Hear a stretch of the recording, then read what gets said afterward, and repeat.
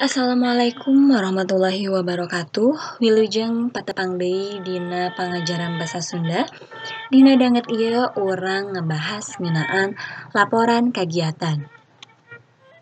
Satacan lebet kana naon ari laporan kagiatan, urang bahasla naon ari laporan. Laporan teh nyaeta ringkesan ngeunaan hiji kagiatan, kaayaan, atawa hal naon wae anu geus kaalaman atawa kalaksanakeun.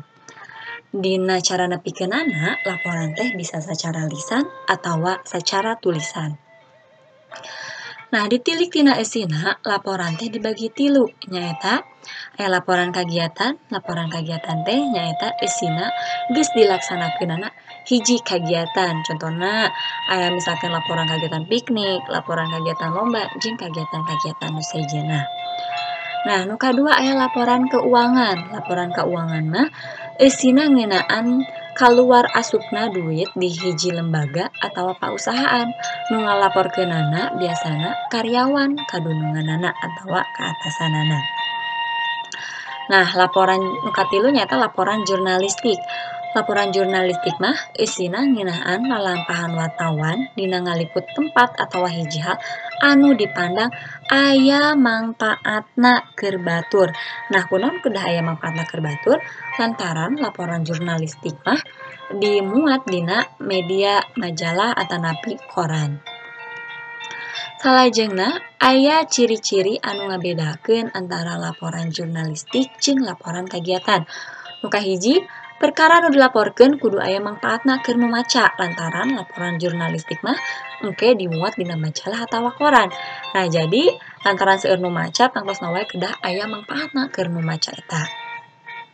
Salajengna judulna kudu pikatajian nu maca. Nah, biasana mah basajan. Kalimahna ulah ngayayay panjang teuing. Nah, jadi judulna teh kedah menarik terus ulah panjang-panjang teuing tapi kedah basajan. Nah, selain basajan oge pikatajian nu maca ya, pikatajian teh nyaeta menarik ya. Salajengna aya isi laporan ulah ngahina batur, ulah nyiegeung sara, lantaran laporan jurnalistik mah aya kode etikna. Janten teu sambarangan nya pami ngadamel laporan jurnalistik, aya kode etikna, ulah ngahina batur, ulah nyiegeung sara. Nah, pokona mah kedah sesuai sareng aturan. Atanapi kode etik eta teh ya. Salajengna ngagunakeun basa Sunda anu bener tur merenah. Jadi salian ti bener oge basa Sunda nu digunakeunna kedah merenah atanapi tepat. Eusina singget tur jelas tapi kudu lengkep. Jadi tong panjang-panjang teuing teu pararuguh nya, jadi kedah singget tapi jelas, lengkep deui eusina teh. Nah, salajengna nuliskeunana sing sistematis, luyu jeung aturan. Nah, jadi kudu beraturan ya, sistematis, ulah ngaclok ka itu ka dieu. Jadi mimiti misalkan kedah bubuka heula, teras eusina, teras nami penutup, ulah di tengah, ulah ujug-ujug panutup. Aya di paragraf mimiti ya, jadi kedah luyu sareng aturan.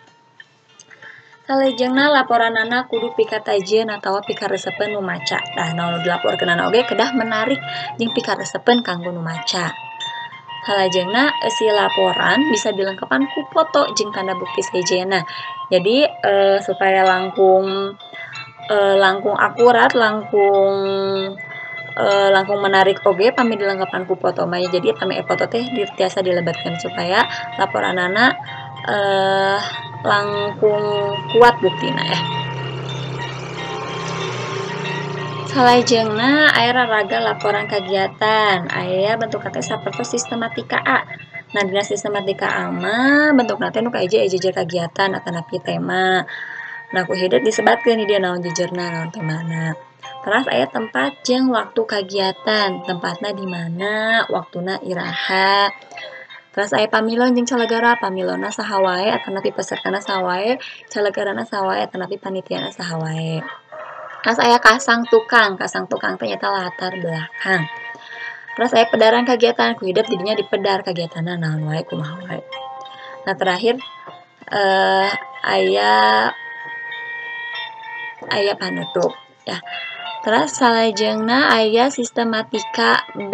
Dina sistematika B mah dibagi-bagi nu A na teh aya bubuka. Dina bubuka teh dibahas aya kasang tukang atanapi latar belakang, aya dasar hukum, naon hukum anu mendasari eta kagiatan teh.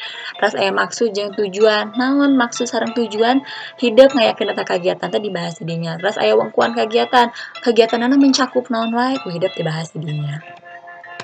Salajengna aya isi laporan, dina isi laporan aya jejer kagiatan, temana naon, judul kagiatanna naon, terus aya waktu jeung tempat kegiatan, waktuna iraha, tempatna di mana, dibahas di dinya. Terus aya pamilon jeung calagara kagiatan, pesertana saha wae pamilon teh jeung calagara teh panitiana saha wae.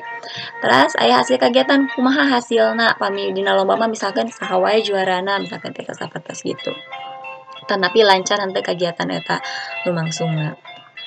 Terus terakhir aya panutup. Dina panutup aya kacindekan atanapi kasimpulan sareng saran. Kunaon keur aya saran supados kagiatan salajengna tiasa langkung hade tibatan kagiatan nu tos dilaksanakeun. Nah, mung sakitu wae panginten anu tiasa didugikeun. Hatur nuhun kana perhatosanana.